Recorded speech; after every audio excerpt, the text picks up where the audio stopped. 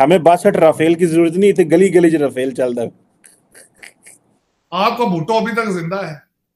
एक तरफ काला जादू है, काला जादू सर चढ़ के बोल रहा है, और 25 करोड़ की आबादी में से 20 करोड़ जो है मर्दाना कमजोरी के पीछे पड़े हैं। हर दीवार के ऊपर लिखा हुआ है 20 करोड़ तो वैसे कमजोर है, और दूसरे जो 5 करोड़ है वो मुर्शद मुरीद ने सारे।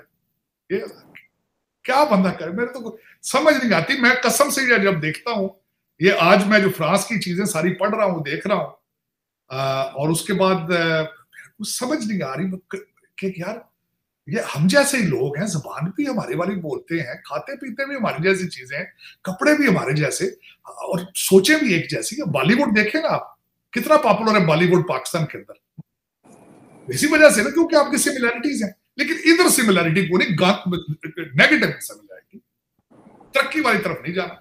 और इससे बड़ा लेवल क्या हो सकता है कि जब तीनों के तीनों फोर्सेस जो है वो फ्रांस में शाज़-एलिज़े पे परेड करेंगी और धुन बजेगी उसके के सारे जहां से अच्छा है हिंदुस्तान हमारा। अब इससे आगे आप अपने डिप्लोमेटिक या अपने रिलेशनशिप, डिफेंस, ट्रेड के इससे आगे कहां लेकर जाएंगे आप? तो दोस्तों, जिसके पास पैसा है, पावर है और ताकत है, उसको दुनिया सलाम मारती है। ये कहावत सिद्ध होती है भारत के साथ में। भारत के पास आज पैसा है, पावर है, ताकत है। आज सभी देश नरेंद्र मोदी जी को बुला रहे हैं। पहले अमेरिका ने भारत को फाइटर जेट की 100% टेक्नोलॉजी दी, और उसके बाद अब फ्रांस भारत को फाइटर जेट इंजन 100% टेक्नोलॉजी दे रहा है। अभी नरेंद्र मोदी जी फ्रांस के दौरे पर है। आप लोगों ने देखा रेड कारपेट बिछाकर स्वागत हो रहा है। उसके अलावा राफेल 26 राफेल खरीद रहे हैं, 3 स्कॉर्पियन पनडुब्बी खरीद रहे हैं। तो आप लोग देखो, इंटरेस्टिंग वीडियो है। हमारे पास काले बकरे हैं, हमारे पास काला जादू है, हमारे पास मुर्शद है, हमारे पास ये सियासत नहीं, ये जिहाद है। हमारे पास जो कुछ है वो इस खित्ते में अब अफगानिस्तान भी छोड़ चुका है, जहां हम जाने की ख्वाहिश रखते हैं। जो जरा बात करें भारत की या मोदी जी की बात करें, तो या तो उनका इस्लाम खतरे में आ जाता है, या फिर उनकी सेल्फ कॉन्फिडेंस जो वो मजरू हो जाता है। हालांकि हकीकत से बहुत दूर है। तीनों की तीनों अफवाज वहां जा रही हैं उनकी इस चीज में हिस्सा लेने के लिए, और उसमें पंजाब रेजिमेंट जा रही है। और पंजाब रेजिमेंट की हिस्ट्री जो है वो 100 साल पुरानी है फ्रांस के अंदर। 19 सितंबर 1915 में 900 सिख शहीद हुए थे पहली जंग अज़ीम। ये उसकी हिस्ट्री है। दूसरी सबसे बड़ी हिस्ट्री जो बनने जा रही है कि नेवी का जो दस्ता वहां चलेगा, उसको भी एक खातून भारतीय निजात ऑफिसर जो है उसको लीड करेंगी, और जो एयरफोर्स का होगा वो भी उसको भारतीय निजात एक खातून लीड करेंगी। अब ये मैं बताना चाहूंगा, 3 राफेल तैयारे भारत के जो फ्लीट का हिस्सा है वो 14 जुलाई को उस परेड के ऊपर से गुजरेगी। और उसके बाद एक शिप जो है वो भी जा चुका है, चेन्नई जिसका नाम है, जो वहां पे साइड पे वो उनकी पोर्ट के ऊपर जो है वो वहां पर खड़ा होगा। और तराना क्या चलेगा वहां पे, सारे जहां से अच्छा है हिंदुस्तान हमारा। अभी 1.2 बिलियन मिला आपको IMF से, कुछ पैसे सऊदी अरेबिया से आए, और शादियाने बज रहे हैं वर्सेस 595 बिलियन फॉरेन रिजर्व है भारत का। 595 बिलियन। और अगर मैं कहूं कि उनसे कुछ सीख लिया जाए तो बदतमीजी के तूफान शुरू हो जाते हैं। अब मैं बताना चाहूंगा कि आज फ्रांस में क्या हो रहा है। फ्रांस में क्या, मैं देखना सबसे पहले तो ये बताना चाहूंगा कि ये 14 जुलाई को सबसे बड़ा जो होगा, मोदी साहब का छठा दौरा है, छठा। और 36 राफेल तैयारे थे, 36 पहले लिए थे, 26 आज ले रहे हैं, 80 हो जाएंगे उनके पास, और 3 स्कॉर्पियन सबमरीन्स ली जाएंगे। चीमा साहब, तैयारे लेना, एक तो पहले मैं ये बताना चाहूंगा कि राफेल तैयारे जो हैं ये किसके मुकाबले में हैं? ये F-18 हॉर्नेस तैयारे को सुपर उससे सुपीरियर एबिलिटी रखता है। और ये मरीन तैयारा है, ये उनके जो कार्गो शिप्स हैं उसके ऊपर से चलेगी, उससे भी आगे छोड़े। ये राफेल तैयारे फ्यूचर में अलायंस के साथ मिलकर भारत के अंदर असेंबल होंगे। इसकी काफी 51% ओनरशिप होगी रिलायंस की। और डासो अभी जेट तैयारों का अभी कॉन्ट्रैक्ट, अभी वो कहते हैं ना, अभी सूखा नहीं था वो कॉन्ट्रैक्ट, उसकी स्याही अभी सूखी नहीं थी। जो जेट तैयारे भारत के अंदर बनेंगे उनकी उस कॉन्ट्रैक्ट की स्याही अभी सूखी नहीं, ये दूसरा कॉन्ट्रैक्ट बनने जा रहा है। और उसके बाद ये जो सबसे बड़ी बात यह है कि इस वक्त इस साल इस कुछ शॉर्ट पीरियड में 9 नई एम्बेसियां खोली गई हैं अफ्रीका के अंदर सिर्फ इस वजह से असला बनेगा भारत में, बिकेगा अफ्रीका, दुनिया में बेचेगा, इसकी तैयारियां हो रही। और वर्सेस अगर हमारे जैसा बंदा करे कि अपने पड़ोसियों से कुछ सीख लें तो बदतमीजी के तूफान शुरू हो जाते हैं। अगर कहा जाए कि भारत बुलंदियों को टच कर रहा है तो भाई देखो, मैं एक वाहिद पाकिस्तानी हूं जो चीखता रहा हूं, अपने बच्चों को कहता रहा हूं कि भारतीय अखबारें पढ़ा कर। पढ़े किस तरह? इंग्लिश तो आती नहीं, ट्वीट करते हैं उर्दू में करते हैं, एक दूसरे को सारा दिन ट्रोलिंग करते हैं उर्दू में करते हैं। अंग्रेजी एक चैनल नहीं है, अंग्रेजी एक अखबार नहीं है। फिर काले बकरे का रेवोल्यूशन आएगा ना, काले बकरे। और उस पर मुझे शर्मिंदगी होती है कि मैंने आपको शायद बताया था कि वॉशिंगटन डीसी में एक डिप्लोमेट ने एक दिन मुझे पूछा था कि इज इट ट्रू कि बनी गाला के अंदर मुर्गियां जलाई जाती हैं? तो आपके पास भी बहुत कुछ है, सोचने की बात, सोचने की बात। लोग ये वही तरक्कियों को टच कर रहे हैं, डीएनए सेम है, सोचे एक है, खाना एक है। अगर नहीं है तो नेशनलिज्म नहीं है। और मोदी जी का मैंने अगले दिन कहा था, मोदी जी ने भारत को सबसे बड़ा तोहफा जो दिया है वो नेशनलिज्म का तोहफा है, सबसे बड़ा। मैंने ये कहा था कि मोदी साहब जैसा इंसान पाकिस्तान में चाहिए जिसके अंदर नेशनलिज्म हो। अब भी मेरी रिक्वेस्ट है to whom it may concern, उन्होंने कहा कि फ्रांस के साथ सिर्फ हमारा डिफेंस का नहीं है। फ्रांस वो मुल्क है, जब 1998 में हमने एटॉमिक धमाके किए थे सारी दुनिया ने छोड़ दिया था, फ्रांस हमारे साथ था। उन्होंने कहा फ्रांस के साथ हमारे रिलेशनशिप सिर्फ डिफेंस के नहीं है, सिर्फ राफेल के हमारे साथ इनके रिलेशनशिप नहीं है, हमारी पॉलिटिकल आइडियोलॉजी एक है, हम इंडियन ओशन के अंदर हम इकट्ठे हैं, हमारे एटॉमिक रिलेशनशिप है एक दूसरे के साथ। और दूसरी मैं जो बात बताना चाहता था खासकर इस हवाले से जब मैंने पढ़ा है कि राफेल तैयारे जो है उनका तो 51% रिलायंस है और भारत के अंदर बनेंगी उसके ज्यादातर इक्विपमेंट। जो उन्होंने सबमरीन्स ले रहे हैं जिनकी मैं स्कॉर्पियन बात कर रहा था, मैं ये भी इतलान अर्ज करना चाहता हूं वो भी साउथ मुंबई के अंदर बनी है। बनी वो फ्रेंच टेक्नोलॉजी है लेकिन बनी मुंबई में है, तीनों की तीनों। उनकी सबसे ज्यादा जो उनकी स्ट्रेंथ है कि they can fire a missile from the sea to the outer space. और दूसरा 8 तैयारे जो राफेल है इनके शिप कैरियर है उसके ऊपर कर्नाटक क्या उसका नाम है, गोवा में होगा स्टेशन, उसके ऊपर 8 ये तैयारे खड़े होंगे। और उसमें जो मैं समझता हूं कि उन्होंने कहा है, जिस तरह उन्होंने 5 इसके बताए थे हमारे इंडिया और फ्रांस के 5 पिलर्स हैं रिलेशनशिप के, जिसमें उन्होंने कहा कि डिफेंस स्ट्रेटेजिक, उसके बाद एटॉमिक रिलेशनशिप, पॉलिटिकल आइडियोलॉजी, और फिर उसके बाद उन्होंने ट्रेड की कई बातें की हैं कि लेकिन उन्होंने कहा है, और मैं समझता हूं कि ना सिर्फ पिछली दफा मैंने अपनी आंखों से खुद आई witness of Modi sahab trip to Washington DC, that was the highest level possible. मेरी ये हम्बल एक रिक्वेस्ट होगी, करना ना करना अलग बात है, लेकिन इसकी कवरेज को देखें जरूर। हर पाकिस्तानी को चाहिए इस कवरेज को देख के इन खबरों को पढ़े, शायद कभी हमें जिंदगी में शर्म आ जाए। सर हम तो ब्लॉक कर देते हैं खबरें, हम चलाते ही नहीं है ये खबरें, ब्लॉक कर देते हैं। वो समझते हैं कि इससे पता नहीं क्या होगा, लेकिन ये होता है ना कि खित्ते की खबर होती है कि बांग्लादेश में ये हो रहा है, भारत में ये हो रहा है, हम तो वो खबर भी नहीं चलाते। तो ये भी मैं समझता हूँ एक बात तो कोई मुनासिब नहीं है। समझ आप जैसे आप कह रहे हैं कि कम से कम देखिए किस डायरेक्शन में जा रहा है, तनकीद भी करें लेकिन कुछ ऐसी चीज़ें भी सीखने की कोशिश करें जिसमें तामीरी चीज़ें भी हों। जो आखिर भारत हमारा नेबर है, हम कहीं जा सकते हैं ना, वो जो साढ़े वास्ते जो होंदा असी भारत में थोड़ा जा इंडियन ओशन तक छड़ना सी, लेकिन वो नहीं।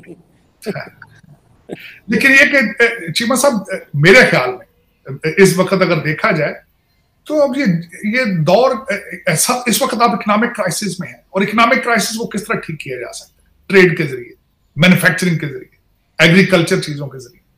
और लेकिन ये कि आपके पास देखें, अब मैं जिस तरह मिसाल लेता हूं, मोदी जी की मिसाल दी तो गले पड़ जाते हैं लोग। अब मैं चाइना से कहता हूं कि केक बैक्स ले लेते हो, वहां जिस तरीके से करप्शन को कंट्रोल करते हैं वो क्यों नहीं सीखते वहां से?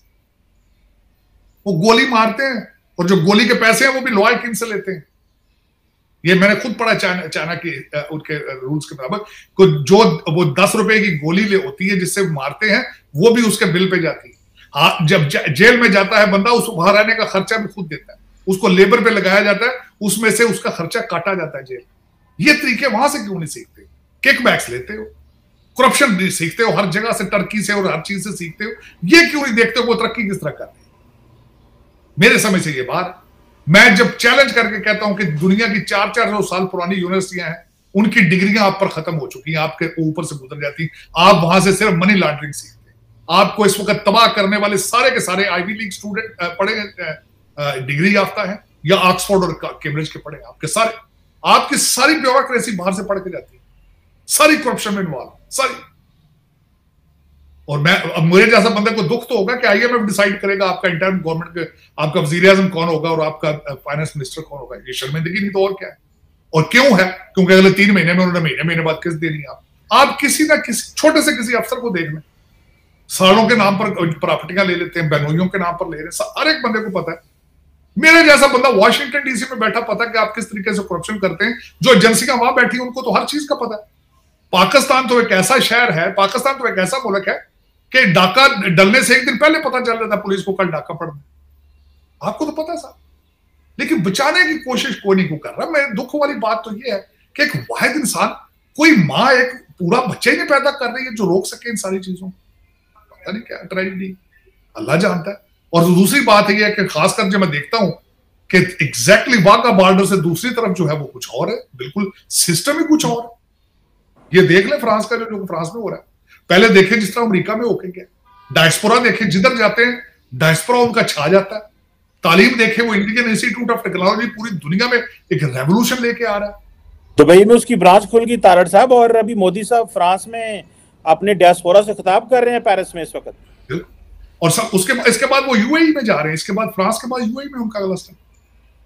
मैं हैरान हो रहा हूं, $600 बिलियन उनका, 595 या 597 billion dollar foreign exchange of India. अब जरा देखें वो, और आपको 1.2 बिलियन मिला है, आप घुटनों पे हैं, और वजीर आजम भी आईएमएफ का होगा। कंपैरिजन कर लें, आप करें कंपैरिजन कर लें। फिर वो ये दर हकीकत कौमों, मैं समझता हूं कि कौमों के अंदर जब लीडरशिप ही कोई ना हो, जब काले बकरे चल रहे हो, जिस तरह खातून का मैं इतना बड़ा फैन नहीं हूं जिन्होंने स्टेटमेंट दी है, उनका अपना भी इसी तरह की चीजें हैं उनकी, लेकिन उन्होंने बड़े खूबसूरती से कहा, उन्होंने कहा दुनिया की वाहिद इस्लामिक सुपर पावर अमलियात पे चलती रही 3.5 साल, अमलियात, काला जादू। और ना कि बाजवा साहब टेंशन ना लो, इंडिया की टेंशन नहीं लेनी, मैं राती को रुपोच के आवांगा, सवेरे तो दसांगा की करना है। ऑक्सफोर्ड ग्रेजुएट, ऑक्सफोर्ड, नया पाकिस्तान, रियासत मदीना। तो अब तो खैर वो मुर्शद बन चुके हैं, अब तो पीरो मुर्शद है ना जी, अब तो बड़े बड़े मुरीदान हैं, अब तो इस वक्त 5 करोड़ बंदा मुरीदान। मेरे ख्याल में तो उनको तवीज शावीज शुरू कर देना चाहिए, करते हैं वैसे तवीज तो उनके चल ही रहे हैं।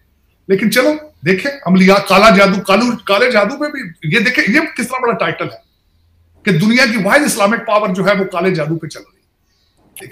आपको तो राइफल की जरूरत ही नहीं, आपको क्या जरूरत राइफल की? गली गली राइफल चल रहा है। खान साहब कहते थे कि मेरी बीवी को 48 घंटे पहले पता चल जाता होगा। पाकिस्तान का कोई सोचने वाला नहीं। दुख तो ये कि पाकिस्तान का सोचने वाला, ये जर्मन नहीं है, फ्रेंच नहीं है, सारे पाकिस्तानी।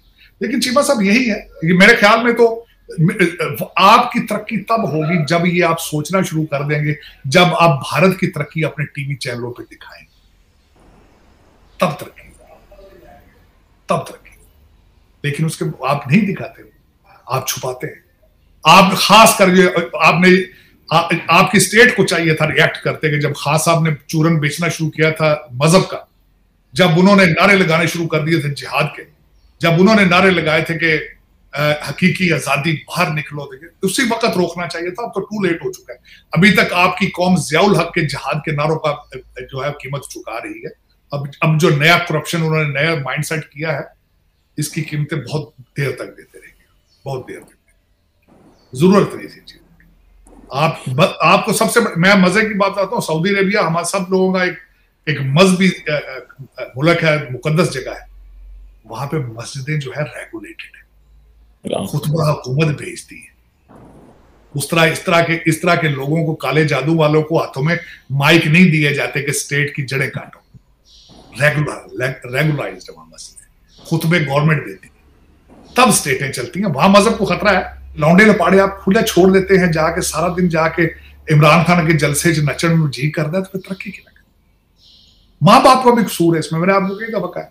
जिनकी लड़कियां आवारा होकर घूम रही हैं सड़कों पे सारा दिन, जिनके लड़के शाम को घर आते हैं सिगरेट पी रहे हैं, तमाशे कर रहे हैं, ट्वीट कर रहे हैं।